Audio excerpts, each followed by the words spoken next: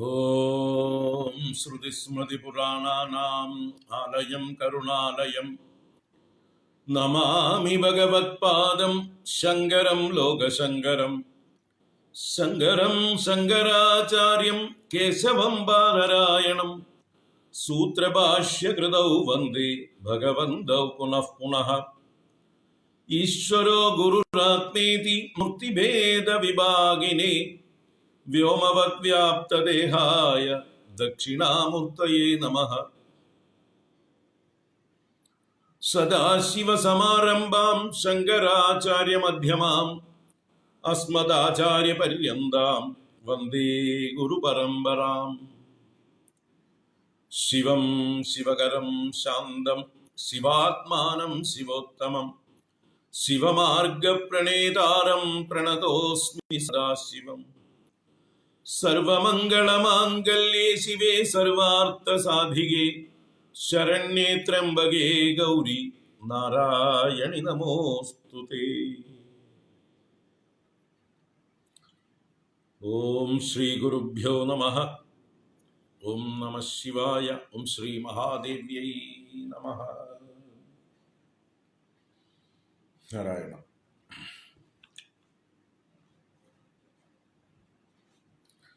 ഓം ഹരി ഓം. എല്ലാവർക്കും നമസ്കാരം. എല്ലാവർക്കും സുപ്രഭാതം, സുഭദിനം, സുസ്വാഗതം. ഭജഗോവിന്ദം തുടരാം. നമുക്ക് 15-ാം ശ്ലോകം മുതൽക്ക് 24-ാം ശ്ലോകം വരെ പാരായണം ചെയ്യാം. ഭജഗോവിന്ദം ഭജഗോവിന്ദം ഗോവിന്ദം ഭജ മൂഢമതേ സംപ്രാപ്തേ സന്നിഹിതേ കാലേ നഹി നഹി രക്ഷതി ഡുകൃഞ്ഞുകരണേ. അംഗം ഗളിതം പലിതം മുണ്ടം ദശനവിഹീനം ജാതം തുണ്ടം വൃദ്ധോ യാതി ഗൃഹീത്വാ ദണ്ഡം തദപി ന മുഞ്ചത്യാശാപിണ്ഡം. അഗ്രേ വഹ്നിഃ പൃഷ്ഠേ ഭാനുഃ രാത്രൗ ചുബുക സമർപ്പിത ജാനുഃ കരതലഭിക്ഷസ്തരുതലവാസഃ തദപി ന മുഞ്ചത്യാശാപാശഃ. കുരുതേ ഗംഗാസാഗരഗമനം വ്രതപരിപാലനമഥവാ ദാനം. ജ്ഞാനവിഹീനഃ സർവമതേന മുക്തിം ഭജതി ന ജന്മശതേന. സുരമന്ദിരതരുമൂലനിവാസഃ ശയ്യാഭൂതലമജിനം വാസഃ സർവപരിഗ്രഹഭോഗത്യാഗഃ കസ്യ സുഖം ന കരോതി വിരാഗഃ. യോഗരതോ വാ ഭോഗരതോ വാ സംഗരതോ വാ സംഗവിഹീനഃ യസ്യ ബ്രഹ്മണി രമതേ ചിത്തം നന്ദതി നന്ദതി നന്ദത്യേവ. ഭഗവദ്ഗീതാ കിഞ്ചിദതീതാ ഗംഗാജലലവ കണികാ പീതാ സകൃദഭിയേന മുരാരി സമർച്ചാ ക്രിയത്തെ തസ്യ യമേന ന ചർച്ചാ. പുനരപി ജനനം പുനരപി മരണം പുനരപി ജനനീ ജഠരേ ശയനം. ഇഹ സംസാരേ ബഹുദുസ്താരേ കൃപയാ പാരേ പാഹി മുരാരേ. രത്യാത് കർപ്പട വിരചിത കന്ദഃ പുണ്യാ പുണ്യ വിവർജിത പന്ദഃ യോഗീ യോഗ നിയോജിത ചിത്തഃ രമതേ ബാലോന്മത്തവദേവ. കസ്ത്വം കോഹം കുത ആയാതഃ കാമേ ജനനീ കോ മേ താതഃ ഇതി പരിഭാവയ സർവമസാരം വിശ്വം ത്യക്ത്വാ സ്വപ്നവിചാരം. ത്വയി മയി ചാന്യത്ര ഇഗോ വിഷ്ണുഃ വ്യർത്ഥം കുപ്യസി മയി അസഹിഷ്ണുഃ സർവസ്മിന്നപി പശ്യാത്മാനം സർവത്തോത്സൃജ ഭേദാജ്ഞാനം.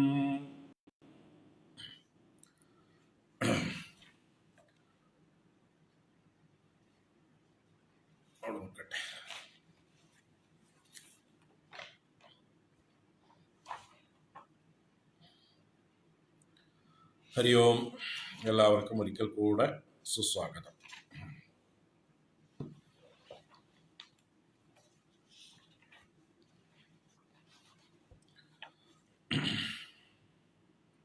നമ്മൾ കഴിഞ്ഞ ദിവസം 23-ാം ശ്ലോകമായിരിക്കുന്ന രത്യാത് കർപ്പട വിരചിത കന്ദഃ പുണ്യാപുണ്യ വിവർജിത പന്തഃ യോഗീ യോഗ നിയോജിത ചിത്തഃ രമതേ ബാലോന്മത്തവദേവ.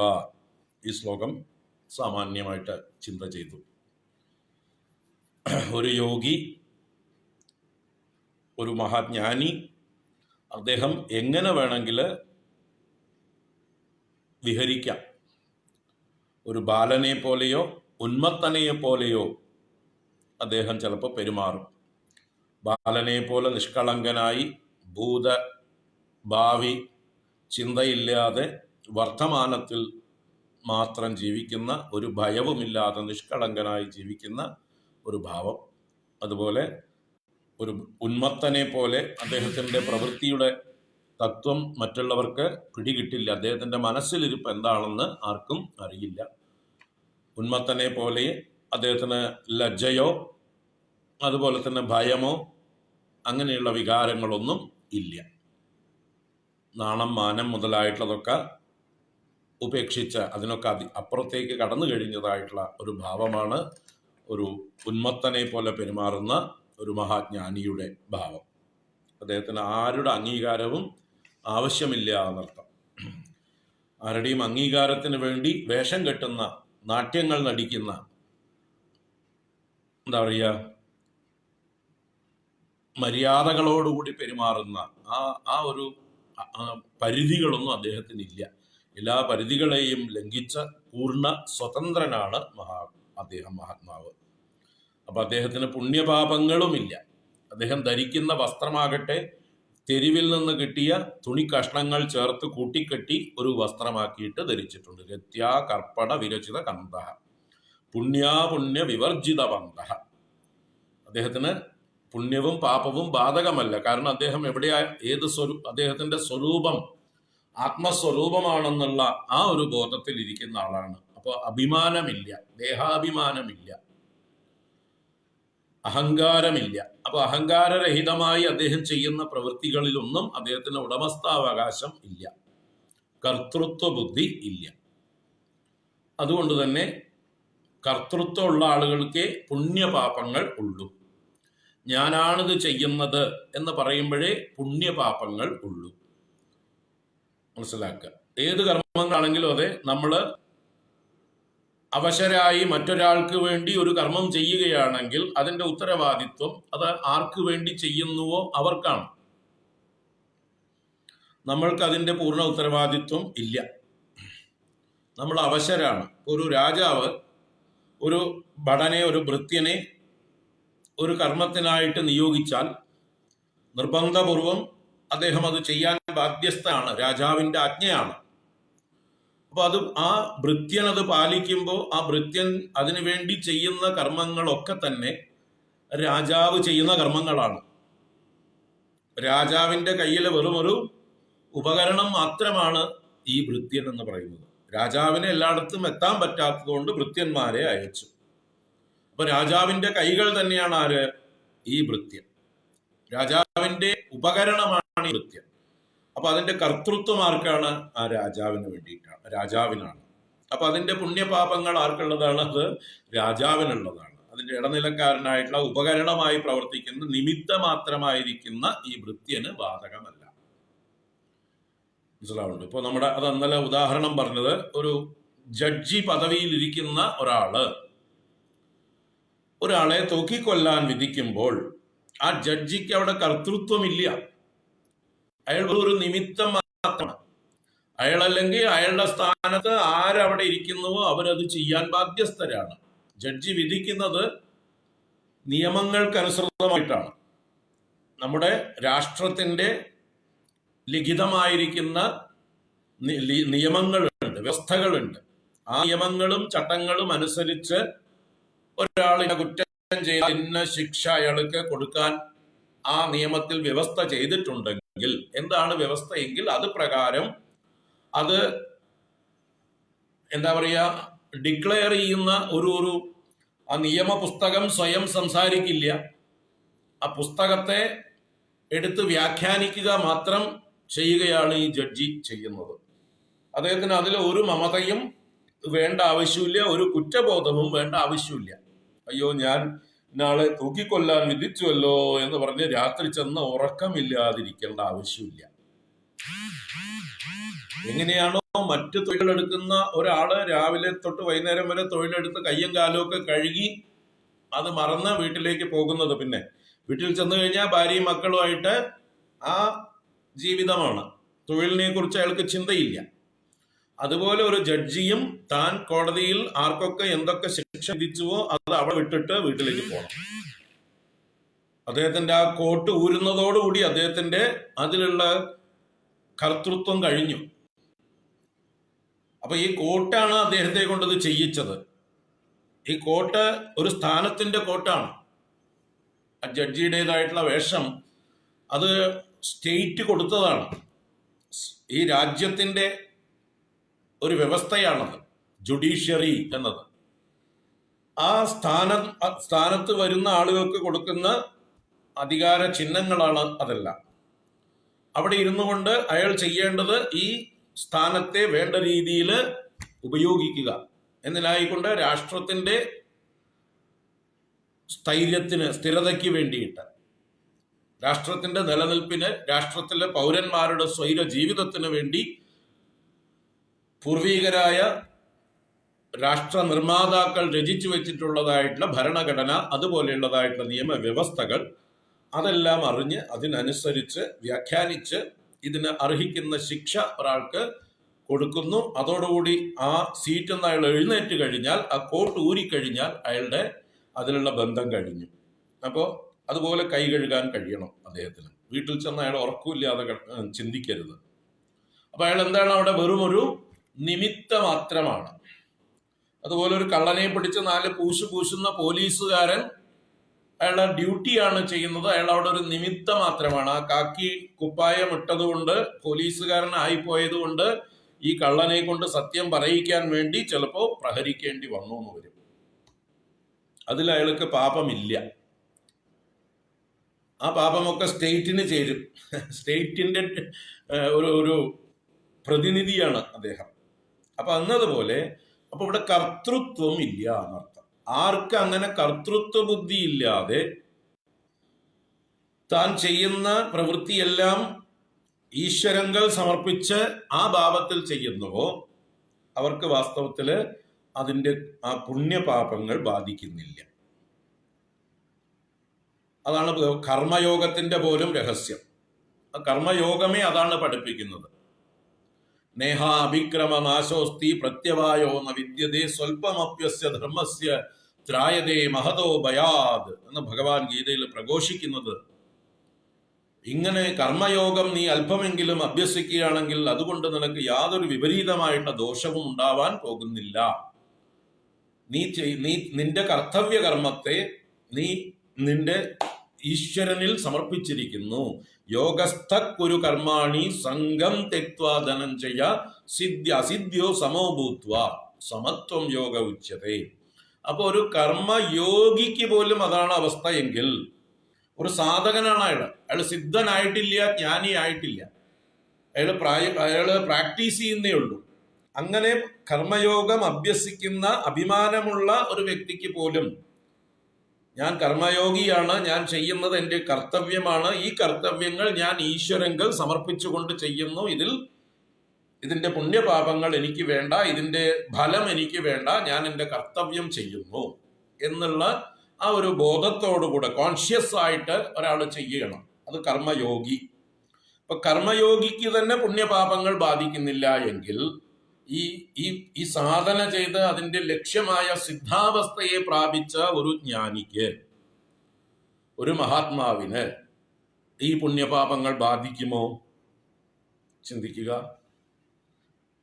ഒരു അപ്രന്റിസാണ് കർമ്മയോഗി എന്ന് ആള്.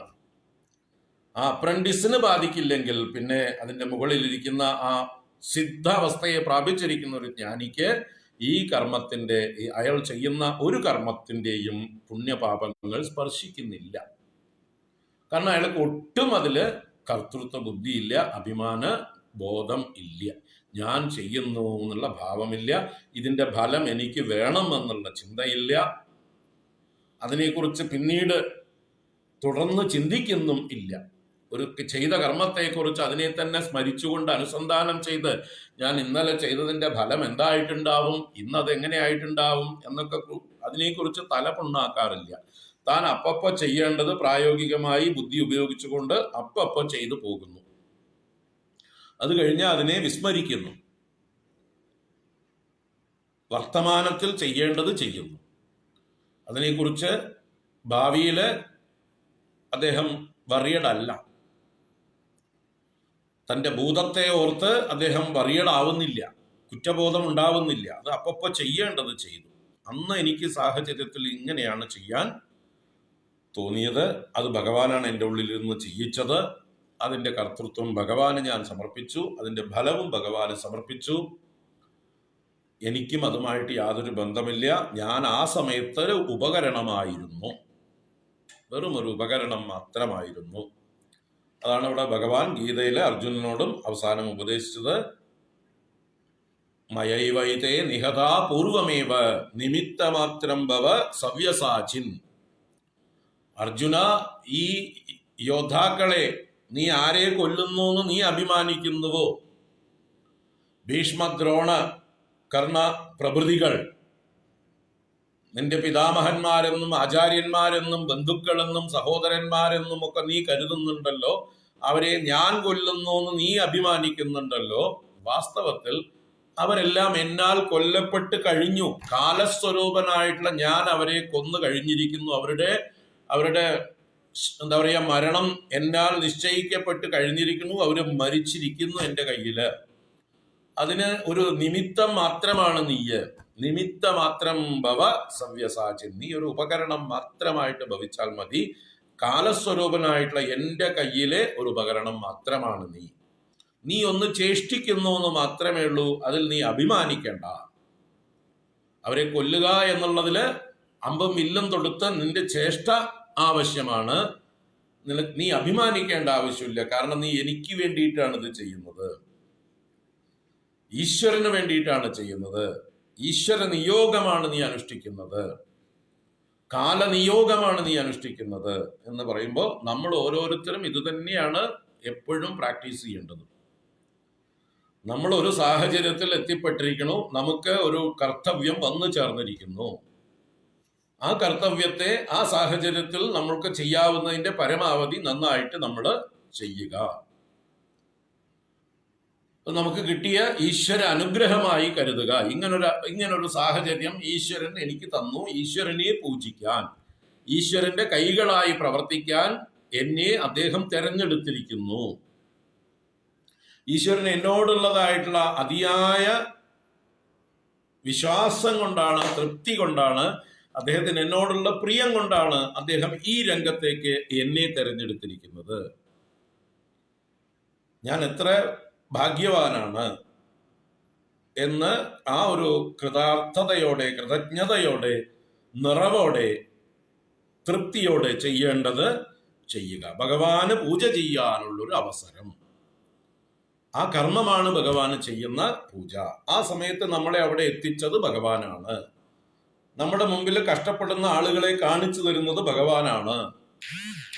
ഭഗവാൻ പറയുന്നു, ഇതാ ഇവർക്ക് ഇന്ന സേവനം ആവശ്യമുണ്ട് എന്ന് ഞാൻ കരുതുന്നു, അതിന് ആ സേവനം ചെയ്യാൻ യോഗ്യനായിട്ടുള്ള ആളാണ് നീയ്, നിനക്കതിനുള്ള കഴിവുണ്ട്. അതുകൊണ്ട് നിന്റെ മുമ്പിൽ വന്ന് നിസ്സഹായനായി നിൽക്കുന്ന ആ ഒരു അപരന് നീ നിന്നെ കൊണ്ടാവുന്ന രീതിയിൽ സേവ ചെയ്യ്. അത് എൻ്റെ പ്രവൃത്തിയാണ്, എൻ്റെ നിർദ്ദേശമാണ്, എൻ്റെ പ്രവൃത്തിയാണ്, അതിൻ്റെ ഫലം അത് എനിക്കുള്ളത് തന്നെയാണ്. നീ നിമിത്തമാത്രമായിട്ട് പ്രവർത്തിച്ചാലും എന്ന് നമുക്ക് ഓരോരുത്തർക്കും അപ്പപ്പ അവസരം തരുന്നുണ്ട്. ഭഗവാൻ ഇഷ്ടംപോലെ അവസരം തരുന്നുണ്ട്. നമ്മുടെ മുമ്പിൽ ആളുകളെ കൊണ്ടുവന്ന് തരും. വേണ്ടത് ചെയ്യൂ, ഞാൻ നിങ്ങൾക്ക് അവസരം തന്നിരിക്കുന്നു. നമ്മൾ അവസരം കിട്ടിയതിനെ ഭഗവാന്റെ പൂജയാക്കി മാറ്റുമ്പോൾ ഭഗവാന് കൂടുതൽ തൃപ്തിയാവുമ്പോൾ ഇനിയും അതുപോലെയുള്ള അവസരങ്ങൾ തരും നമുക്ക്. കാരണം നമ്മൾ ആ രംഗത്ത് വേണ്ട രീതിയിൽ സമർത്ഥരാണ്, ഭഗവാന്റെ വാക്കുകളെ നമ്മൾ അനുസരിക്കുന്നുണ്ട്, ഭഗവാന്റെ നല്ല മക്കളാണ് നമ്മൾ. അപ്പൊ തീർച്ചയായിട്ടും ഭഗവാൻ ഒരിക്കൽ നമുക്ക് അവസരം തന്നപ്പോൾ നമ്മളത് വേണ്ട രീതിയിൽ ഉപയോഗിച്ചപ്പോൾ ഇനിയും ഇനിയും അവസരങ്ങൾ നൽകി നമ്മളെ പ്രോത്സാഹിപ്പിച്ചുകൊണ്ടേയിരിക്കും. നീ എനിക്ക് ഏറ്റവും പ്രിയപ്പെട്ടവനാണ്, ഇതാ നിനക്ക് ഇനിയൊരു അവസരം കൂടെ, ഇതാ ഇനിയൊരു അവസരം കൂടെ എന്ന് പറഞ്ഞ് അവസരങ്ങൾ ധാരാളം തന്നുകൊണ്ടേയിരിക്കും. അപ്പോഴൊക്കെ നമുക്ക് ഭഗവത് പൂജ ചെയ്യാം. ആ ഒരു ആറ്റിറ്റ്യൂഡ് നമ്മൾ ഉള്ളിൽ വെച്ചാൽ നമുക്ക് അഭിമാനമില്ല, കർത്തൃത്വം ഇല്ല. അത് വളർന്നു വരുമ്പോൾ ഈ പറഞ്ഞ സിദ്ധനെ പോലെ ആവുന്നു നമ്മൾ. പുണ്യ വിവർജിത പന്ഥ. നമ്മൾ ചെയ്യുന്ന കർമ്മത്തിന്റെ പുണ്യവും അപുണ്യവും അത് ബാധിക്കുന്നില്ല, എന്നെ ബാധിക്കുന്നില്ല. കാരണം ഞാൻ ചെയ്യുന്നില്ല, ഞാനൊരു നിമിത്ത മാത്രം. ഈ സാഹചര്യത്തിൽ എന്നാൽ ഇതാണ് ചെയ്യാൻ കഴിയുക, ഇത് എൻ്റെ ധർമ്മമാണ്, എൻ്റെ കർത്തവ്യമാണ് എന്ന് കരുതി അവിടെ ചെയ്യുന്നു. അപ്പോൾ മനസ്സിലാക്കുന്നത് കൂടുതൽ ചിന്തിക്കുക. അങ്ങനെ യോഗി യോഗ നിയോജിത ചിത്ത, യോഗത്തിൽ നിയോജിക്കപ്പെട്ട, നല്ലതുപോലെ നിതരാം യോജിക്കപ്പെട്ട ചിത്തത്തോടുകൂടി സമാധിസ്ഥനായിക്കൊണ്ട് എന്നർത്ഥം. എന്ന് പറഞ്ഞാൽ സമാധി എന്ന് പറഞ്ഞാൽ കണ്ണടച്ച് ദേഹം ചേഷ്ടയില്ലാതെ ഇരിക്കുന്ന അവസ്ഥ ആണ് എന്ന് തെറ്റിദ്ധരിക്കരുത്. സമാധി എന്ന് പറഞ്ഞത് സമചിത്തതയാണ്, ബുദ്ധിയുടെ സമാവസ്ഥയാണ്. സമാധി, ധീ എന്നാൽ ബുദ്ധിയാണ്. ബുദ്ധിയിലെല്ലാം സമമായി കാണുന്ന സമദർശനമാണ് സമാധി. കണ്ണ് തുറന്നിരിക്കുമ്പോഴും ഒരാൾ സമാധിസ്ഥനാവാം. രമണ മഹർഷി കണ്ണ് തുറന്ന് സമാധിയിലായിരുന്ന ആളാണ്. രാമകൃഷ്ണ പരമഹംസർ കണ്ണ് തുറന്ന് സമാധിയിലായിരുന്ന ആളാണ്. ശ്രീനാരായണ ഗുരുദേവൻ കണ്ണ് തുറന്ന് സമാധിയിലിരുന്നവരാണ്. എന്ന് പറഞ്ഞാൽ അവർ കാണുന്നതെല്ലാം ബ്രഹ്മമായിട്ടാണ് കണ്ടിരുന്നത്, എല്ലാം ഈശ്വര തത്വം അല്ലെങ്കിൽ ആത്മതത്വമായിട്ടാണ് അവർ കണ്ടിരുന്നത്. എല്ലാറ്റിലും സമം ദർശിക്കുന്നു. വിദ്യാ വിനയ സമ്പന്നേ ബ്രാഹ്മണേ ഗവിഹസ്തിനി ശുനി ചൈവ സ്വഭാഗേ ച പണ്ഡിതാ സമദർശിനഃ. ഗീത 5-ാം അധ്യായത്തിൽ ഭഗവാൻ പറഞ്ഞു തരുന്നു. വിദ്യാ വിനയ സമ്പന്നേ ബ്രാഹ്മണേ, വിദ്യയും വിനയവും കൊണ്ട് സമ്പന്നനായ ഒരു ബ്രാഹ്മണനിലും, ഗവി ഒരു പശുവിലും, ഹസ്തിനി ഒരു ആനയിലും, ശുനി ഒരു ശ്വാവിലും നായയിലും, സ്വഭാഗേച്ച് ഒരു ചണ്ടാളനിലും. വിദ്യാ വിനയ സമ്പന്നേ ബ്രാഹ്മണേ ഗവി ഹസ്തിനി ശുനി ചൈവ സ്വഭാഗേച്ച് പണ്ഡിതാ സമദർശിനഃ.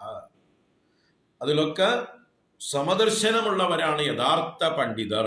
പണ്ഡിതർ എന്നാൽ ഏതെങ്കിലും ശാസ്ത്രങ്ങൾ കാണാപ്പാഠം പഠിച്ച് എവിടെയും എന്തിനും കോട്ട് ചെയ്യാൻ പറ്റുന്നവൻ എന്നല്ല അർത്ഥം. പണ്ഡ എന്ന് പറഞ്ഞാൽ ആത്മവിഷയമായ ജ്ഞാനം, ആത്മജ്ഞാനം, താൻ ആരെന്നുള്ളത് ബോധം, ഈ പ്രപഞ്ചം എന്താണെന്നുള്ളതായിട്ടുള്ള അതിനെക്കുറിച്ചിട്ടുള്ള സത്യബോധം, അതിനെക്കുറിച്ച് വസ്തുത എന്താണെന്നുള്ള അറിവ്, ഈ പ്രപഞ്ചവും ഞാനും ഈശ്വരനും തമ്മിലുള്ള ബന്ധം നല്ല ഉറപ്പുള്ള ആള്, അയാളാണ് പണ്ഡിതൻ. അങ്ങനെയുള്ള പണ്ഡിതൻ സമദർശിയായിരിക്കും, എല്ലാറ്റിലും സമത്തെ ദർശിക്കുന്നു. അയാൾ സമാധിസ്ഥനാണ്, സ്ഥിതപ്രജ്ഞനാണ്. സ്ഥിതപ്രജ്ഞസ്യ കാ ഭാഷ സമാധിസ്ഥസ്യ കേശവ സ്ഥിതദീ കിം പ്രഭാഷേത കിമാസീത വ്രജേത കിം. അർജുനൻ 2-ാം അധ്യായത്തിൽ ഗീതയിൽ ചോദിക്കുന്നില്ലേ, സ്ഥിതപ്രജ്ഞന്റെ ലക്ഷണം എന്താണ്, സമാധിസ്ഥന്റെ ലക്ഷണം എന്താണ്? അപ്പൊ ഭഗവാൻ എന്താ പറഞ്ഞ, സമാധിസ്ഥന്റെ ലക്ഷണമായിട്ട് അയാൾ കണ്ണടച്ച് ലോകബോധമില്ലാതെ ശരീരം അനങ്ങാതെ ഭക്ഷണമൊന്നും കഴിക്കാതെ അയാൾ ഇങ്ങനെ ഒരു ശില്പം പോലെ ഇരിക്കും എന്ന് ഏതെങ്കിലും ഒരു വരിയിൽ പറഞ്ഞിട്ടുണ്ടോ? ഈ ചോദ്യത്തിന് മറുപടിയിൽ ഭഗവത്ഗീത 2-ാം അധ്യായത്തിൽ 52-ാം ശ്ലോകത്തിലാണ് ഈ ചോദ്യം. അത് കഴിഞ്ഞിട്ടുള്ള 53, 54 മുതലായിട്ടുള്ള ശ്ലോകങ്ങളിലൊക്കെ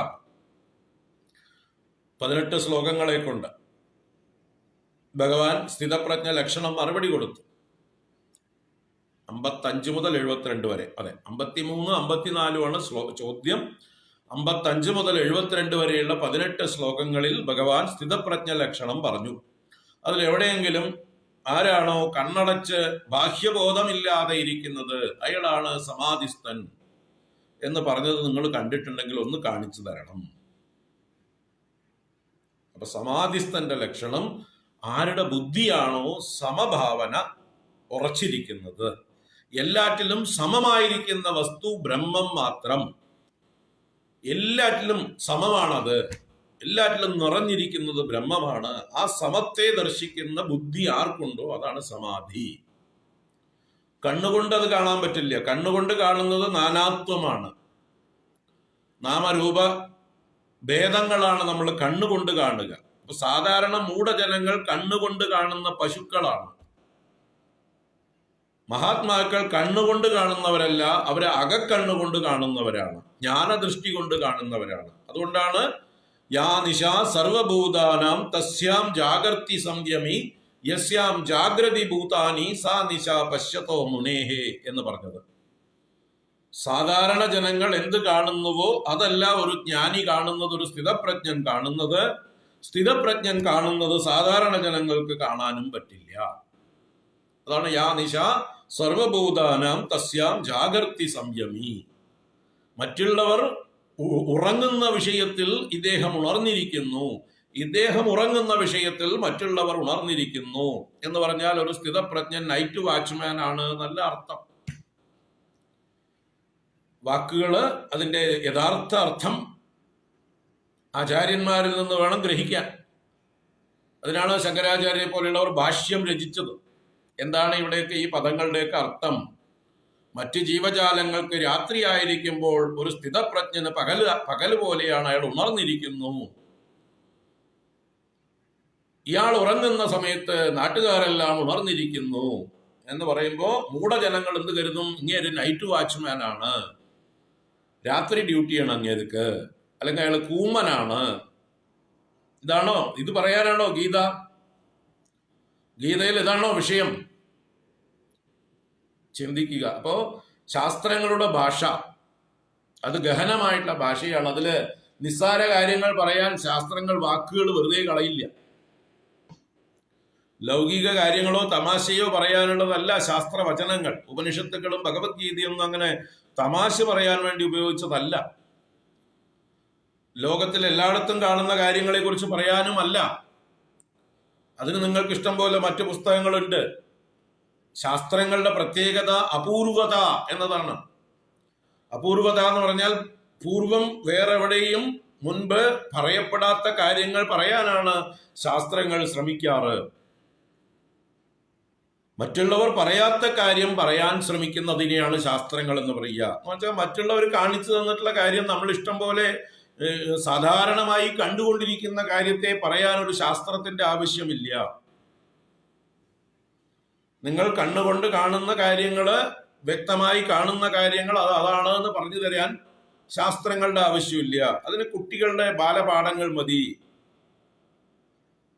കുട്ടികളോടാണ് ഇതെന്താണ് എന്ന് ചോദിച്ചാൽ ഇതൊരു വാച്ചാണ് എന്ന് പറഞ്ഞു കൊടുക്കേണ്ടത്. കുട്ടികൾക്കാണ് ദിസ് ഇസ് എ കാറ്റ്, this is A dog, this is an elephant എന്ന് പറഞ്ഞു കൊടുക്കേണ്ടത്. ആ കുട്ടി പ്രായം കഴിഞ്ഞു കഴിഞ്ഞാൽ പിന്നെ അവർക്ക് അതിനെ കൂടുതൽ വേണ്ട ആവശ്യമില്ല. അപ്പൊ ശാസ്ത്രം എന്ന് പറഞ്ഞാല് മറ്റ് ഗ്രന്ഥങ്ങളിൽ നിന്ന്, മറ്റ് വിഷയങ്ങളിൽ നിന്ന്, നിങ്ങൾ പഠിച്ചതിൽ നിന്ന് വ്യത്യസ്തമായിട്ടുള്ള ഒരു ആശയം പറയാൻ വേണ്ടിയിട്ടുള്ളതാണ് ഉപനിഷത്തുക്കളും മറ്റ് ഭഗവത്ഗീത പോലെയുള്ള ശാസ്ത്രങ്ങളും. അതാണ് അതിന് അപൂർവത എന്ന് പറയുന്നത്. അപൂർവത എന്ന് പറഞ്ഞാൽ പൂർവം ന ഉക്തം, ഇതുപോലെ മുമ്പ് പറഞ്ഞിട്ടില്ലാത്തത്. വേറെ ഏതിൻ്റെങ്കിലും സെറോക്സ് കോപ്പി അല്ല ഇത്. ദിസ് ഇസ് സ്പെഷ്യൽ, ഇത് നവീനമായിട്ടുള്ള ഒരു കാര്യമാണ്. ഇതാണ് ആശയം. അപ്പൊ നമ്മൾ ശാസ്ത്രങ്ങളുടെ ഭാഷയെ മനസ്സിലാക്കണം. ഗൂഢഭാഷയാണ്, അത് ആചാര്യന്മാരിൽ നിന്ന് മനസ്സിലാക്കണം. നമ്മുടെ എന്താ പറയുക, മന്ദബുദ്ധി കൊണ്ട് അല്ല അതിനെ വ്യാഖ്യാനിക്കേണ്ടത്. പറഞ്ഞു വന്നത് സമാധി എന്ന് പറഞ്ഞാൽ എന്താണെന്ന് ധരിക്കുക. സമാധി എന്ന് പറഞ്ഞാൽ കണ്ണടച്ച് കല്ല് പോലെ ഇരിക്കലല്ല, എല്ലാറ്റിലും സമത്തെ ദർശിക്കലാണ്. കണ്ണ് തുറന്ന് തന്നെ എല്ലാറ്റിലും ബ്രഹ്മത്തെ ദർശിക്കുക. ദൃഷ്ടിം ജ്ഞാനമയീം കൃത്വാ പശ്യേത് ബ്രഹ്മമയം ജഗത്. ദൃഷ്ടിയെ ജ്ഞാനമയമാക്കി ചെയ്ത് ബ്രഹ്മമയമായ ജഗത്തിനെ ദർശിക്കുക. ദൃഷ്ടിം ജ്ഞാനമയീം കൃത്വാ പശ്യേത് ബ്രഹ്മമയം ജഗത്. ഇതാണ് ശാസ്ത്ര ജ്ഞാനം കൊണ്ട് സാധിക്കേണ്ടത്. അപ്പോ വളരെ മനോഹരമായിട്ടുള്ള ശ്ലോകമായിരുന്നു. രത്യാചർപ്പട വിരചിത കന്ദ പുണ്യാപുണ്യ വിവർജിത പന്ദ യോഗീ യോഗ നിയോജിത ചിത്ത ഭ്രമത്തെ ബാലോന്മത്തവദേവ. അടുത്ത ശ്ലോകം നോക്കാം. കസ്ത്വം കോഹം കുത ആയാതഃ കാമേ ജനനീ കോമേ താതഃ ഇതി പരിഭാവയ സർവമസാരം വിശ്വം ത്യക്ത്വാ സ്വപ്ന വിചാരം. കസ്ത്വം കോഹം കുത ആയാതഃ കാമേ ജനനീ കോമേ താതഃ ഇതി പരിഭാവയ സർവമസാരം വിശ്വം ത്യക്ത്വാ സ്വപ്ന വിചാരം. ഭജ ഗോവിന്ദം ഭജ ഗോവിന്ദം ഗോവിന്ദം ഭജ മൂഢമതേ.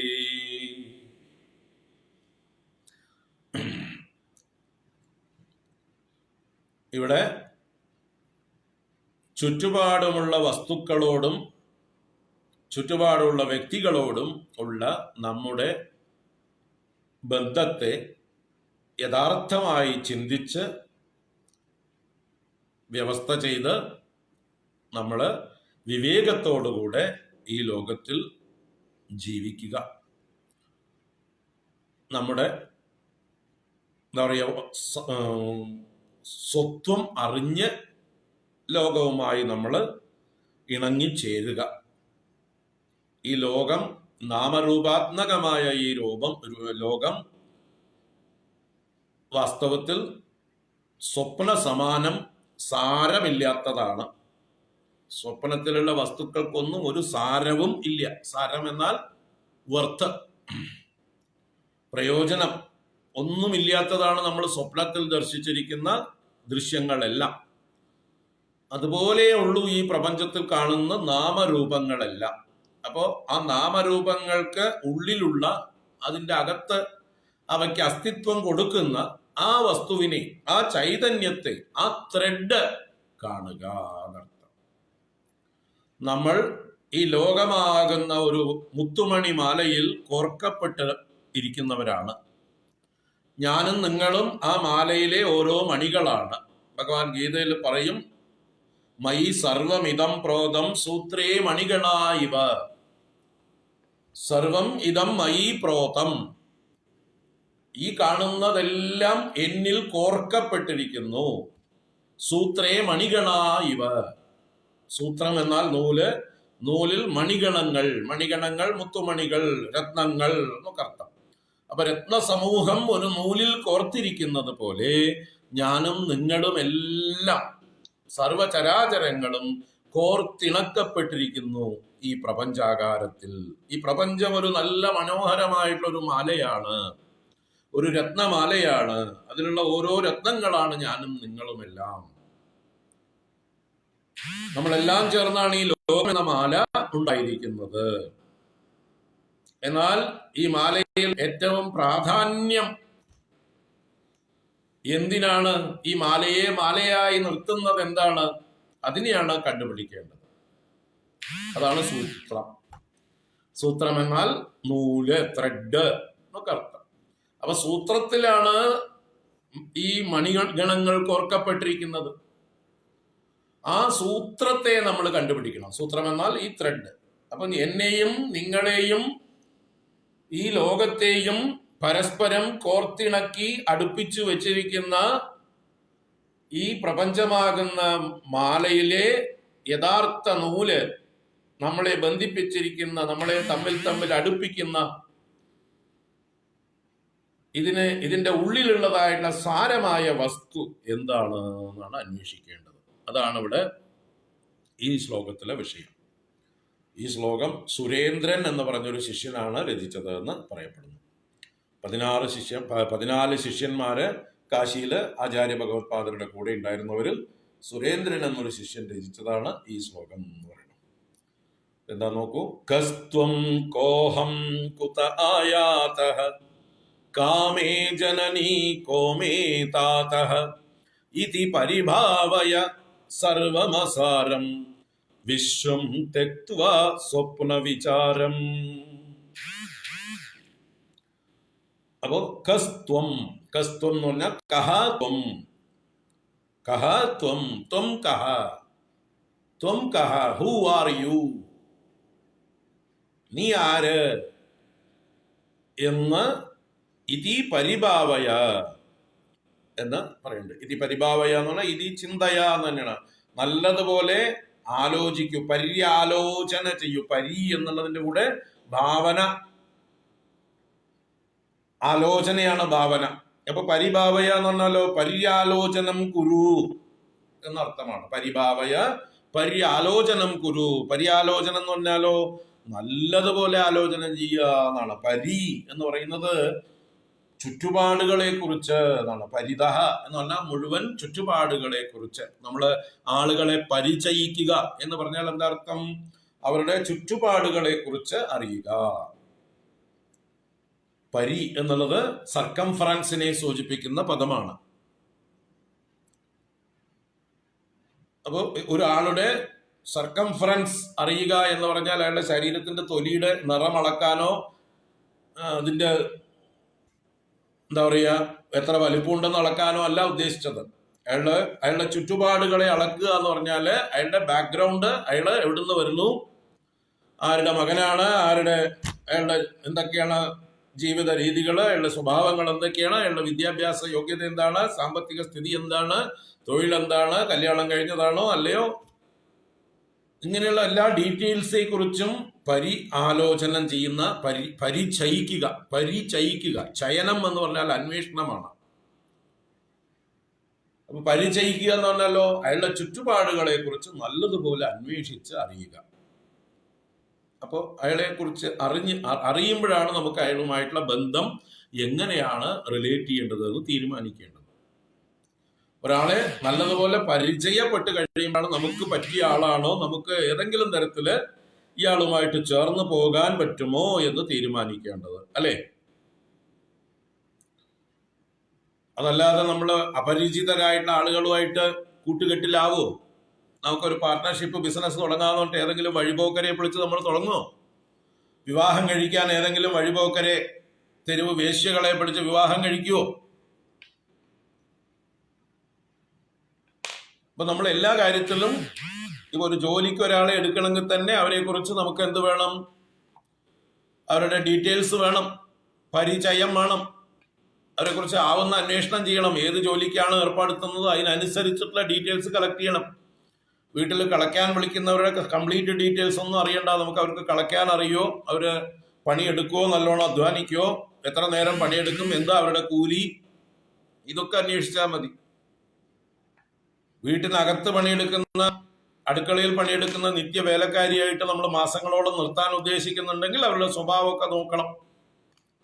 അവരുടെ വൃത്തിയും എടുപ്പും നോക്കണം. സ്വഭാവ ദൂഷ്യങ്ങൾ വല്ലതും ഉണ്ടോ നോക്കണം. കളവ് സ്വഭാവം ഉണ്ടോ, വീട്ടിൽ കണ്ടതൊക്കെ സാരിയിൽ പൊതിഞ്ഞു കൊണ്ടുപോകുമോ, ഇനി അലമാറയിലൊക്കെ വെച്ചിരിക്കുന്ന ആഭരണങ്ങളോ ധനത്തിലോ ഒക്കെ നോട്ടമുള്ളവളാണോ, മുൻ ചരിത്രങ്ങൾ എവിടെയാണ് അവൾ നിന്നിട്ടുള്ളത് അന്വേഷിക്കണം.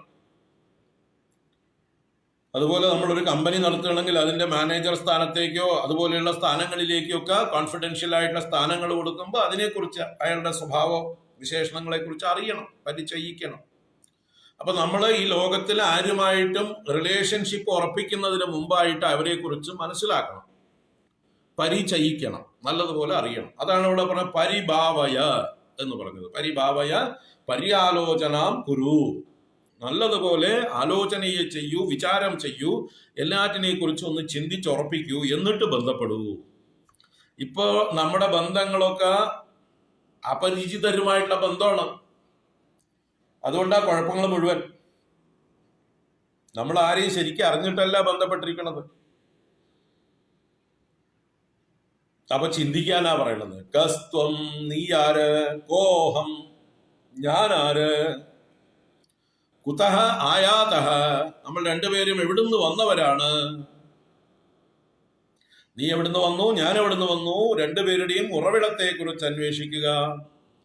കാമേ ജനനി, എന്റെ അമ്മ ആരാണ് യഥാർത്ഥത്തില്, കോ മേ താതഹ, മേ താതഹ കഹ, എന്റെ അച്ഛൻ ആരാണ്, ഇതി സർവം പരിഭാവയ. ഇങ്ങനെ എല്ലാ കാര്യത്തെക്കുറിച്ചും കൂലങ്കക്ഷമായി ചിന്തിക്കൂ, നല്ലതുപോലെ പര്യാലോചന ചെയ്യൂ. അപ്പൊ നീ നിന്നെ കുറിച്ച് ഇതുവരെ ചിന്തിച്ചിട്ടേ ഇല്ല. ത്വം കഹ, നീ ആര് എന്ന് ചോദിച്ചാൽ നീ ഉടനെ പേരെടുത്ത് പറയും, ഞാൻ എന്ന ആളാ. അത് നിന്റെ പേരല്ലേ, അത് പിന്നിട്ടതല്ലേ. നീ ജനിക്കുമ്പോഴേ പേരൊന്നും ഉണ്ടായിരുന്നില്ല, അപ്പൊ നീ ആരാ? അപ്പൊ ഇന്ന ആളുടെ മകൻ, അത് ഇന്ന അച്ഛന്റെ പേരല്ലേ നീ ഇപ്പൊ പറഞ്ഞത്. അല്ലെങ്കിൽ അമ്മയുടെ പേര് പറയും, അല്ലെങ്കിൽ മുത്തശ്ശന്റെ പേര് പറയുന്ന ആളുടെ പൗത്രൻ എന്ന് പറയും, അല്ലെങ്കിൽ പുരുഷൻ എന്ന് പറയും, അല്ലെങ്കിൽ ഇന്ന പഠിച്ചവൻ, ഇന്ന ജോലിക്കാരൻ എന്ന്. അതൊക്കെ നിന്റെ വിശേഷണങ്ങളാണ്. ഇതെല്ലാം നിന്നിൽ ചേർക്കപ്പെട്ട വേഷങ്ങളാണ്, അഡ്ജക്റ്റീവ്സ് ആണ്. അതിനൊക്കെ മാറ്റിയിട്ട് നിന്റെ യഥാർത്ഥ സ്വരൂപം എന്താണ്, നീ ആരാണ് എന്ന് പറയൂ. അപ്പോഴാണ് ചിന്തിക്കേണ്ടത്. നമ്മുടെ വിശേഷണങ്ങളെ മുഴുവൻ നമ്മൾ അൺഡ്രസ് ചെയ്ത് കഴിഞ്ഞ് വസ്ത്രങ്ങൾ ഓരോന്നും അഴിച്ചു കളഞ്ഞു കഴിയുമ്പോൾ എന്ത് ശേഷിക്കുന്നു എന്ന് നോക്കുക. അപ്പോഴാണ് നമ്മിലെ ആത്മസ്വരൂപത്തെ ചിദാനന്ദരൂപ ശിവോഹം ശിവോഹം എന്നുണരുക. അതാണ് ചിന്തിക്കാൻ പറഞ്ഞത്. കസ്ത്വം, കോഹം, ഞാൻ ആരെന്ന് ചിന്തിക്കുക. അപ്പം ഇവിടെ അത് തന്നെയാണ് ചിന്തിക്കേണ്ടത്. നീ ആരെന്ന് ചിന്തിക്കുമ്പോൾ നീ ഇന്നാളുടെ മകനാണെന്നോ അങ്ങനെയുള്ള കാര്യങ്ങളല്ല.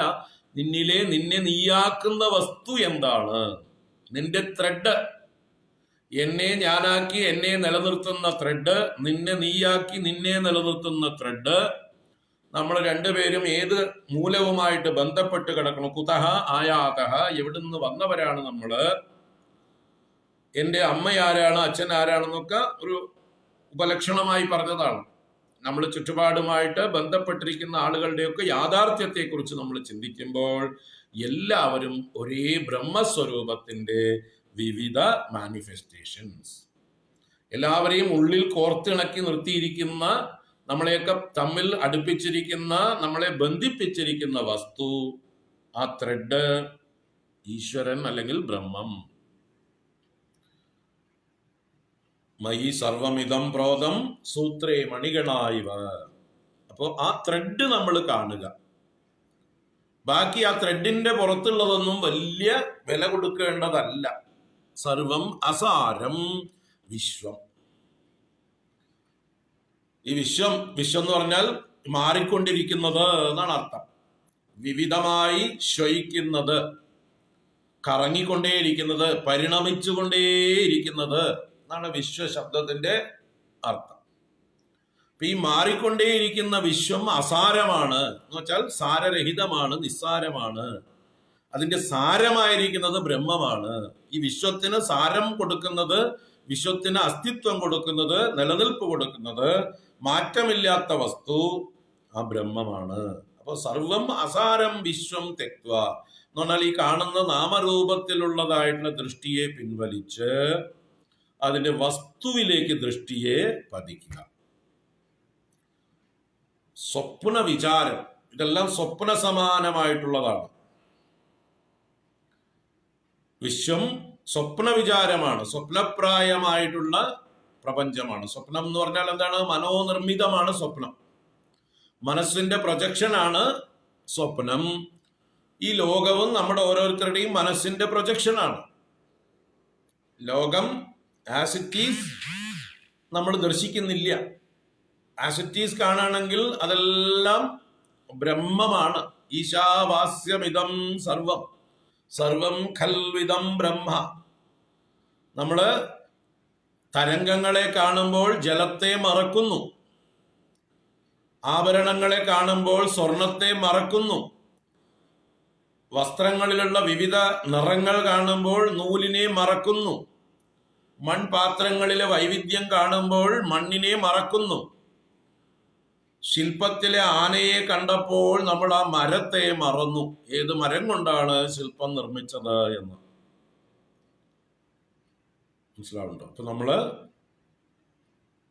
ഈ വിശ്വത്തിൽ സ്വപ്ന വിചാരമായ മനസ്സിന്റെ പ്രൊജക്ഷനായ നാമരൂപമായിരിക്കുന്ന ഈ വിശ്വത്തെ നമ്മൾ സത്യമായി ധരിക്കുമ്പോൾ അതിൻ്റെ വസ്തുതയെ നമ്മൾ വിസ്മരിക്കുന്നു, അതിൻ്റെ ഉണ്മയെ നമ്മൾ മറക്കുന്നു. സാരമായ വസ്തുവിനെ നമ്മൾ കാണുന്നില്ല, പരിഗണിക്കുന്നില്ല. ആ സാരമായ വസ്തുവിനെ നമ്മൾ കാണുകയാണെങ്കിൽ നമുക്കൊരു ഭയവും ഇല്ലാതാകുന്നു, ഒരു മോഹവും ഇല്ലാതാകുന്നു. തസ്യ കോ മോഹഃ ശോകഃ ഏകത്വം അനുപശ്യതഃ. എല്ലാറ്റിലും ആ ഏകത്വത്തെ ദർശിക്കുന്ന, ആ പരമ്പൊരുളിനെ ദർശിക്കുന്ന ഒരാൾക്ക് കോ മോഹഃ ശോകഃ, എന്ത് ശോകം, എന്ത് മോഹം. ഇപ്പൊ നിങ്ങളുടെ പൂർവീകമായിട്ടുള്ള അമ്മയ്ക്ക് കുറെ ആഭരണങ്ങളുണ്ട്, സ്വർണ്ണാഭരണങ്ങളുണ്ടെന്ന് വിചാരിക്കുക.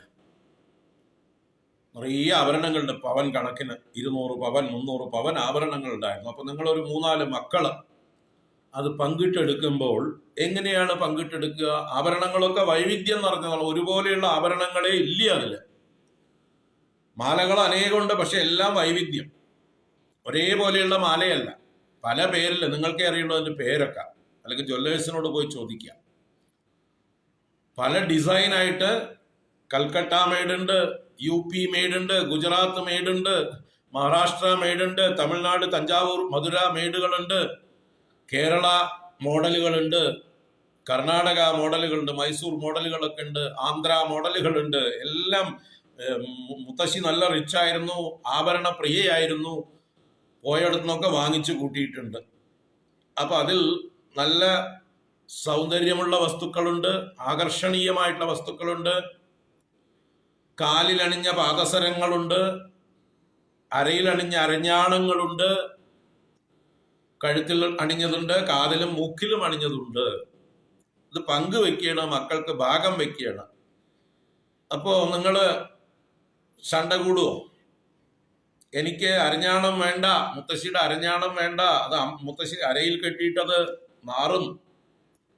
കാലിലിട്ട പാദസരം വേണ്ട, അത് നിന്ദ്യമാണ്, കാലിലിട്ടതാണ്. എനിക്ക് കഴുത്തിലിട്ട മാല മാത്രം മതി, കയ്യിലിട്ട വള മാത്രം മതി, ഇന്ന ഭംഗിയുള്ളത് മതി എന്ന് പറയൂ. എങ്ങനെയാ പങ്കുവെക്കുക? നിങ്ങൾ തമ്മിൽ പങ്കുവെച്ചാൽ ചിലപ്പോ വഴക്ക് തീരുകയില്ല. കാരണം നിങ്ങളുടെ ദൃഷ്ടി അതിന്റെ രൂപങ്ങളിലായിരിക്കും. അപ്പൊ അതിനെന്ത് വേണം? ഒരു മധ്യസ്ഥനെ വെക്കണം, അല്ലേ? ഒരു കമ്മീഷണറെ കോടതി നിയമിക്കും. അപ്പൊ കമ്മീഷണർ എന്ത് ചെയ്യും? എല്ലാം കൂടി തൂക്കിയിട്ട് എങ്ങനെയാണോ ഈക്വലായിട്ട് ഭാഗിക്കാൻ പറ്റുക അതുപോലെ അദ്ദേഹം 3 മക്കളാണെങ്കിൽ 3 പേർക്കും ഒരുപോലെ തൂക്കം കിട്ടുന്നത് മാതിരി അതിനെ വിഭജിക്കും. ചിലപ്പോൾ അവസാനം ഒരു മാല എവിടെയും ചേരാതെ അധികം നിൽക്കുന്നുവെങ്കിൽ അതിനെ ചിലപ്പോൾ മുറിച്ചിട്ട് 3 ക്ലാസ്സിൽ ഇടേണ്ടി വരും.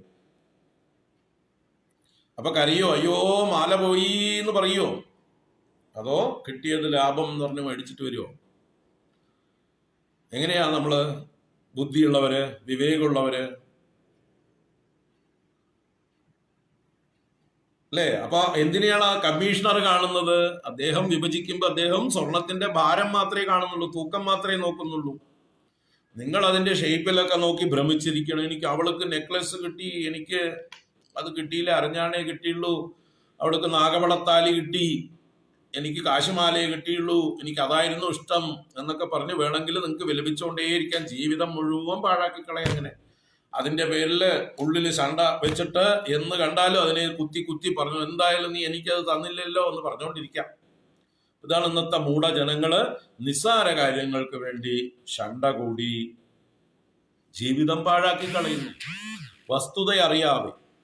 അപ്പൊ ഈ ലോകം വെറും മനസ്സിന്റെ പ്രൊജക്ഷൻസ് ആണ്. അതിന്റെ വസ്തുത ഈശ്വരൻ മാത്രമാണ് അതിൽ സത്യം. അത് നമ്മളെ ഓരോ സമയത്ത് നമ്മളെ ഓരോന്ന് ചേർത്ത് വെക്കുന്നതും ഈശ്വരനാണ്. ഇന്ന് ഞാൻ ഇന്നടത്തിരിക്കണം, ഇന്നവരൊക്കെ എൻ്റെ കൂടെ ഇരിക്കണം എന്ന് തീരുമാനിക്കുന്നത് ഈശ്വരനാണ്. ഇന്ന് എൻ്റെ കൂടെയുള്ളവർ എന്നും എൻ്റെ കൂടെ ഇരിക്കണമെന്ന് തീരുമാനിക്കാൻ എനിക്ക് അർഹതയില്ല. ഈ മാലയെ ഒന്ന് പൊട്ടിച്ചിട്ട് റീഡിസൈൻ ചെയ്ത് ഇന്ന് അല്ലെ മാലയിൽ രത്നങ്ങൾ പല രീതിയിൽ കോർത്തിട്ടുള്ളതിനെ ഒന്ന് മാറ്റിയിട്ട് ആ കെട്ടഴിച്ചിട്ട് നൂലൊന്ന് ഇതാക്കിയിട്ട് അതിൽ നിന്ന് മാലകളെ ആ രത്നങ്ങളെ മാറ്റിയിട്ടിട്ട് ആ ഓർഡർ ഒന്ന് മാറ്റി അതിന്റെ കളേഴ്സൊക്കെ ഒന്ന് കോമ്പിനേഷനൊക്കെ ഒന്ന് മാറ്റി മാലയുടെ രൂപാന്തരം ചെയ്യാൻ ആർക്ക് അധികാരമുണ്ട്? ആ മാലയുടെ ഉടമസ്ഥനായിട്ടുള്ള ഈശ്വരന് അധികാരമുണ്ട്. അപ്പൊ അതുകൊണ്ട് ഇന്ന് നമ്മുടെ കൂടെ ഇരിക്കുന്ന അമ്മ എന്നും നമ്മുടെ കൂടെ ഇരുന്നോളണമെന്നില്ല. ഇന്ന് നമ്മുടെ കൂടെ ഇരിക്കുന്ന മക്കൾ എന്നും ഉണ്ടാവില്ല. ഇന്ന് നമ്മുടെ കൂടെയുള്ള ഭർത്താവോ ഭാര്യയോ നമ്മുടെ കൂടെ ഉണ്ടാവില്ല. നമ്മുടെ സഹോദരന്മാരുണ്ടാവില്ല. നാളെ മാറ്റി ഡിസൈൻ ചെയ്യും ഭഗവാൻ. ഈ മാലയുടെ ഉടമസ്ഥൻ മാറ്റി അദ്ദേഹത്തിന് അതിന്റെ സ്വാതന്ത്ര്യവും ശക്തിയും ഉണ്ട്. ഭഗവാന്റെ ഇച്ഛയാണ് തന്റെ മാല എങ്ങനെ ഇരിക്കണമെന്ന്. അപ്പൊ മാലയിൽ വെറും ഒരു മുത്തുമണി മാത്രമായിരിക്കുന്ന നമുക്ക് എന്ത് ചെയ്യാം? ഭഗവാൻ എവിടെ നമ്മളെ നിയോഗിച്ചുവോ അവിടെ ഇരിക്കാം. നമ്മുടെ അടുത്ത് ആരൊക്കെ ഇരിക്കണമെന്ന് തീരുമാനിക്കണോ അദ്ദേഹം തീരുമാനിക്കട്ടെ. ചുറ്റുപാടും ഏതൊക്കെ മറ്റ് രത്നങ്ങളാണ് ഇരിക്കേണ്ടതെന്ന് ഭഗവാൻ തീരുമാനിക്കും. അപ്പൊ നമ്മൾ പഴയ രത്നങ്ങളുമായിട്ടുള്ള ചില ബന്ധം, മമതാ ബന്ധം കൊണ്ട് നീ തന്നെ ഇങ്ങോട്ട് വരണം കേട്ടോ എന്ന് പറഞ്ഞാല് നിസ്സഹായമാണ്. നിനക്ക് വരാൻ പറ്റില്ല, ഭഗവാൻ അനുവദിച്ചിട്ടില്ല. അപ്പൊ നീ ഇന്നടത്തിരിക്കെ വേറൊരാള്, പുതിയൊരാളെയാണ് ഇപ്പൊ അടുത്തേക്ക് ചേർക്കാൻ പോകുന്നത്. അപ്പോ നമ്മുടെ ബന്ധങ്ങൾ എന്ന് പറയുന്നത് ഭൂമിയില് നമ്മൾ എവിടെ കൂടിയാലും അവിടെയുള്ള ആളുകളുമായിട്ട് ചുറ്റുപാടുകളുമായി ചേർന്ന് മമതയെ വർദ്ധിപ്പിക്കാതെ ആരടുത്തേക്ക് വരുമ്പോഴും അവരുമായിട്ട് സ്നേഹപൂർവം പെരുമാറുക. ആര് വിട്ടുപോകുമ്പോഴും അത് ഈശ്വര നിശ്ചയമാണെന്ന് കരുതി അവരോട് യാത്ര പറയുക. അതാണ് ഇവിടെ ചിന്തിക്കാൻ പറഞ്ഞത്. കാമേ ജനനി കോമേ താതഹ. അതൊരു വെറും ഒരു ഉപലക്ഷണമായി സൂചിപ്പിച്ചു എന്നേ ഉള്ളൂ. നിന്റെ അച്ഛനാര് അമ്മയാര് എന്ന് ചിന്തിക്കുക. അച്ഛനാര് അമ്മയാര് എന്ന് ചിന്തിച്ചാൽ ഏത് ജന്മത്തില് എത്ര എത്ര അച്ഛനമ്മമാര് നമുക്ക് ഉണ്ടായിരുന്നു, എത്ര ജന്മങ്ങൾ കഴിഞ്ഞു നമുക്ക് അല്ലെ. നമ്മുടെ ചിത്രകേതു ഉപാഖ്യാനം എന്നൊരു കഥയില്ലേ ഭാഗവതത്തില്. അതിൽ ചിത്രകേതുവിന് ആറ്റുനോറ്റുണ്ടായ ഉണ്ണി അദ്ദേഹത്തിന്റെ ഭാര്യമാര് വിഷം കൊടുത്ത് കൊന്നുകളഞ്ഞു. കാരണം ഒരു ഭാര്യയ്ക്ക് മാത്രം ഉണ്ണി ഉണ്ടായപ്പോ ആ ഭാര്യയെ മാത്രം അദ്ദേഹം ശ്രദ്ധിക്കണു. ബാക്കിയുള്ള 300 ഭാര്യമാര് അനാഥരെ പോലെയായി. അപ്പൊ അവരുടെ ശത്രുത കൊണ്ട് ഈ ഉണ്ടായ ഉണ്ണിയെ അവര് കൊന്നുകളഞ്ഞു. ചിത്രകേതുവും ഭാര്യയും മാറത്തടിച്ച് നിലവിളിച്ച് ബോധം കെട്ട് കരഞ്ഞ് നിലവിളിക്കുകയാണ്. അപ്പോഴാണ് ഭഗവാൻ നാരദ മഹർഷിയും അങ്കിരസ് മഹർഷിയും കൂടി അവിടെ വന്നു ചേർന്നു. ഇവരുടെ കരച്ചിൽ മാറ്റാൻ വേണ്ടി നാരദ മഹർഷി ആ മരിച്ചുപോയ ജീവനെ വിളിപ്പിച്ചു. പരേതനായ ആ കുട്ടിയുടെ ജീവനെ, ആത്മാവിനെ അന്തരീക്ഷത്തിലേക്ക് വിളിപ്പിച്ചു. എന്നിട്ട് ആ കുട്ടിയോട് പറഞ്ഞു, അതെ നിന്റെ അച്ഛനും അമ്മമാരും കരയുന്നൂടെ, അവരെ ആശ്വസിപ്പിക്കൂ, തിരിച്ചു വരൂ, ആ ശരീരത്തിലേക്ക് പ്രവേശിക്കൂ. മൃതദേഹം വെച്ച് കരയുകയാണ് അവര്. അപ്പൊ ആ മൃതശരീരത്തിലേക്ക് തിരിച്ചു പ്രവേശിക്കൂ, അച്ഛനമ്മമാരെ ആശ്വസിപ്പിക്കൂ എന്ന് പറഞ്ഞപ്പോ ആ ജീവൻ അവിടെ നിന്ന് ചോദിച്ചു, ഏത് അച്ഛനമ്മമാര്? ഒരുപാട് അച്ഛനമ്മമാർ എനിക്ക് മുമ്പ് ഉണ്ടായിട്ടുണ്ട്, അവരും ഒക്കെ ഇതുപോലെയൊക്കെ കരയുന്നുണ്ട്. അപ്പൊ ആരെയാണ് ഞാൻ സമാധാനിപ്പിക്കേണ്ടത്? ഏത് ശരീരത്തിലാണ് ഞാൻ പ്രവേശിക്കേണ്ടത് എന്ന് ആ കുട്ടിയുടെ ആത്മാവ്, ജീവാത്മാവ് അന്തരീക്ഷത്തിൽ നിന്നുകൊണ്ട് ചോദിച്ചത് ഈ ചിത്രകേതു കേട്ടു. അപ്പോഴാണ് അദ്ദേഹത്തിന് വിവേകം ഉണ്ടായത്. അത് ശരി, നമ്മളുമായിട്ട് ഒരു ബന്ധമില്ല അല്ലേ? അപ്പൊ ഞാൻ എൻ്റെ ഉൾട്ടി എന്നൊക്കെ വിചാരിച്ചത് വെറും ഭ്രമം മാത്രമാണ്. അത് തിരിച്ചറിവുണ്ടായി. അങ്ങനെ ഇത്തിരി ഒരു വിവേകം ഉണ്ടായപ്പോൾ അങ്കിരസ മഹർഷിയും നാരദനും കൂടി ചില തത്വോപദേശങ്ങളൊക്കെ കൊടുത്തു, ഉപാസനാവിധികളൊക്കെ പറഞ്ഞു കൊടുത്ത് സംഘർഷണമൂർത്തിയായ അനന്തമൂർത്തിയെ ഉപാസിക്കാനുള്ള മന്ത്രങ്ങളൊക്കെ ഉപദേശിച്ചു കൊടുത്തു. അങ്ങനെ ഉപാസിച്ച അദ്ദേഹം ഒരു മഹാഭക്തനായി മാറി. അദ്ദേഹമാണ് പിന്നീട് ഒരു ചെറിയ അദ്ദേഹത്തിന്റെ രജോഗുണ വാസന കൊണ്ട് അധപതിച്ച് വൃത്രാസുരനായി തീർന്നത്. പക്ഷേ വൃത്രാസുരനായിരുന്നപ്പോഴും അദ്ദേഹത്തിന്റെ ആ ഭക്തി പോയിരുന്നില്ല. അതുകൊണ്ട് മഹാനായ അസുരനായിരുന്നു അദ്ദേഹം. ആ കഥയൊക്കെ ഭാഗവതത്തിലുണ്ട്. അപ്പൊ ഈ മരിച്ചുപോയ ആത്മാവ് അന്തരീക്ഷത്തിൽ വന്നു തിരിച്ചു ചോദിച്ച ചോദ്യങ്ങള് നമ്മളെല്ലാവരോടും ചോദിക്കുക. അപ്പോ ഇന്ന് നമ്മുടെ ചുറ്റുപാടുള്ളവരൊന്നും നാളെ ഉണ്ടാവണമെന്ന് ഇല്ല. നാളെ ആര് വേണമെങ്കിൽ വരാം. അപ്പൊ വരരുത് എന്ന് പറയാനും നമുക്ക് അവകാശമോ അധികാരമോ ഇല്ല. ആര് വേണമെങ്കിൽ വരട്ടെ, ഉള്ളവരൊക്കെ പോകുന്നവരൊക്കെ പോകട്ടെ. എത്ര കാലം അടുത്തൊക്കെ ഇരിക്കുന്നു അത്രയും കാലം സ്നേഹമായിട്ടിരിക്കാം. സ്നേഹവും മമതയും തമ്മിൽ വ്യത്യാസമുണ്ട്. മമത എന്ന് പറഞ്ഞാൽ അത് ഡിപ്പെൻഡൻസിയാണ്. സ്നേഹം എന്ന് പറഞ്ഞാൽ അത് ഇൻഡിപെൻഡൻസ് ആണ്. രണ്ടും വിരുദ്ധ ഗുണങ്ങളാണ്. മമത എന്ന് പറയുന്നത് എന്തെങ്കിലും അവരിൽ നിന്ന് കിട്ടുമെന്നുള്ള പ്രതീക്ഷ കൊണ്ടുള്ള ആശ്രയഭാവമാണ് മമത. സ്നേഹം എന്ന് പറഞ്ഞത് എനിക്ക് അവർക്ക് എന്ത് ചെയ്യാൻ കഴിയും എന്നുള്ള ഭാവമാണ്. അൺകണ്ടീഷണൽ ലവ് എന്ന് പറയുന്നത് എനിക്ക് അവർക്ക് വേണ്ടി എന്ത് ചെയ്യാൻ കഴിയും, എൻ്റെ ചുറ്റുപാടുള്ളവർക്ക് വേണ്ടി എനിക്ക് എന്ത് ചെയ്യാൻ കഴിയും എന്ന് ചിന്തിക്കുന്നതാണ് സ്നേഹം. ആ സ്നേഹം ത്യാഗമാണ്. എപ്പോഴും സ്നേഹത്തിന്റെ പ്രകടനമാണ് ത്യാഗം. Love express is service. സ്നേഹം സേവന രൂപത്തിലും ത്യാഗരൂപത്തിലുമാണ് പ്രകടമാവുക. സ്നേഹം ഡിമാൻഡിങ് അല്ല, സ്നേഹം പൊസസിങ് അല്ല. മമതയാണ് ഡിമാൻഡിങ്ങും പൊസസിങ്ങും. അവിടെ ദുഃഖമേ ഉണ്ടാവുള്ളൂ. മമത ദുഃഖ കാരണം, സ്നേഹം ദുഃഖ കാരണമേ അല്ല. ഇത് രണ്ട് തിരിച്ചറിഞ്ഞ് സ്നേഹം വേണോ മമത വേണോ, ദുഃഖകാരണമായ മമത വേണോ സന്തോഷകാരണമായ സ്നേഹം വേണോ തിരിച്ചറിയുക. യഥാർത്ഥ സ്നേഹം, യഥാർത്ഥ ലവ്. മറ്റത് മമതയാണ്, ഡിപ്പെൻഡൻസിയാണ്, അറ്റാച്ച്മെന്റ് ആണ്. അത് മുറിച്ചു കളയുമ്പോൾ വേദനിക്കും. അറ്റാച്ച്മെന്റ് എന്ന് പറഞ്ഞാൽ കൂട്ടി കെട്ടിയില്ലോ, പാശമാണത്. ആ പാശത്തെ മുറിക്കുമ്പോൾ നമുക്ക് വേദനിക്കും. സ്നേഹത്തിൽ എന്താണ്? ലൂബ്രിക്കേഷൻ ആണുള്ളത്. സ്നേഹം എന്നുള്ളതിന് എണ്ണ, നെയ്യ് ഒക്കെ അർത്ഥമുണ്ട്. എണ്ണയാണ്. പരസ്പരം ആളുകൾ തമ്മിലുള്ള ബന്ധത്തിന്റെ ഇടയിൽ സ്നേഹം എന്ന ലൂബ്രിക്കേഷൻ നമുക്ക് വളരെയധികം എന്താ പറയുക, ഇടപഴകാനുള്ള ഒരു സ്പേസ് തരുന്നു, ഒരു സ്മൂത്ത്നെസ് തരുന്നു, അല്ലേ? യന്ത്രങ്ങളൊക്കെ പ്രവർത്തിക്കുന്നതിന്റെ ഇടയിലൊക്കെ എന്ത് ഒഴിച്ചു കൊടുക്കും? ലൂബ്രിക്കൻസ് ഒഴിച്ചു കൊടുക്കും. വണ്ടിയിൽ, വാഹനങ്ങളിൽ, എഞ്ചിനിലൊക്കെ നിറയെ ലൂബ്രിക്കൻസ് ഉണ്ട്. എന്തിനാണ്? അതിൽ മുഴുവൻ ഇരുമ്പ് കൊണ്ടുണ്ടാക്കിയിട്ടുള്ള ഗിയറും എന്താ പറയുക എഞ്ചിൻ പാർട്സും ഒക്കെയാണ്. അവ തമ്മിൽ കൂട്ടിമുട്ടുന്നതായുള്ള സമയത്ത് അത്രയും വേഗത്തിൽ കൂട്ടിമുട്ടുമ്പോൾ തീ ഉണ്ടാവും, കത്തിപ്പോകും. അത് കത്താതിരിക്കാൻ, ഘർഷണം ഉണ്ടാവാതിരിക്കാൻ അകത്തേക്ക് ഒഴിച്ചു കൊടുക്കുന്നതാണ് ഗിയർ ഓയില്, എഞ്ചിൻ ഓയില്, അല്ലെ? ഓരോ പാർട്സിലും ഓയിൽ ഒഴിച്ചു കൊടുക്കുന്നുണ്ട്. ആ ഓയിലാണ് ലൂബ്രിക്കേഷൻ, സ്നേഹം. അപ്പൊ അതുപോലെ നമ്മൾ ഈ സമൂഹത്തിൽ ജീവിക്കുമ്പോൾ, കുടുംബത്തിൽ ജീവിക്കുമ്പോൾ, ഒരു സ്ഥാപനത്തിൽ പ്രവർത്തിക്കുമ്പോൾ, ഒരു സംഘടനയിൽ പ്രവർത്തിക്കുമ്പോൾ ഒക്കെ പരസ്പരം സ്നേഹം എന്ന ലൂബ്രിക്കൻസ് കൊണ്ട് ഒരു ചെറിയ അകലവും ഘർഷണമില്ലാത്തൊരവസ്ഥയും പാലിക്കണം. അതിന് തത്വം അറിഞ്ഞു വേണം നമ്മൾ.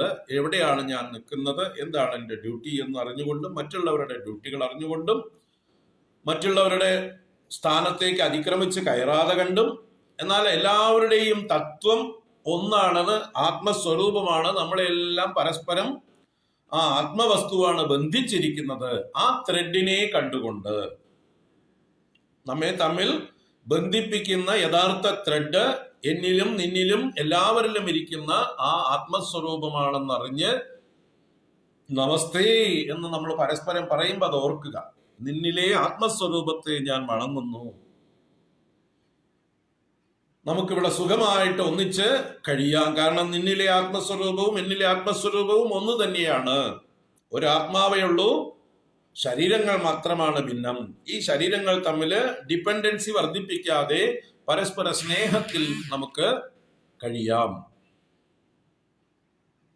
ഇതാണ് ചിന്തിക്കാൻ പറയുന്നത്. കസ്ത്വം കോഹം കുത ആയാതഃ കാമേ ജനനീ കോമേ താതഃ ഇതി പരിഭാവയ സർവമസാരം വിശ്വം ത്യക്ത്വാ സ്വപ്ന വിചാരം ഭജ ഗോവിന്ദം ഭജ ഗോവിന്ദം ഗോവിന്ദം ഭജ മൂഢമതി. എന്തായാലും സമയമായി. അടുത്ത ശ്ലോകം നാളെ കാണാം. ഹരി ഓം. എല്ലാവർക്കും ശുഭദിനാശംസകൾ. നാളെ 8:30 മണിക്ക്